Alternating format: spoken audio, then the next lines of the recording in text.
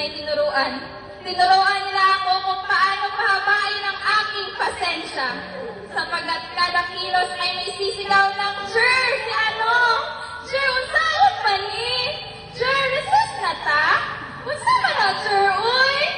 Sa mga magtinig niyong mga tinig, reklamo man, sumbong o pagtatanong, nagmistula itong mga musika na kahit sintonado at masakit man sa aking tenga, ay natutunan kong mahalin.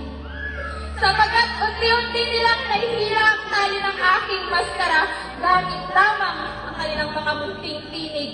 Ang maliliit na kamay na sa akin yumagos ang mga salitang, "Maayong bagay kay buutan na sir, no? Buutan kay ka, sir."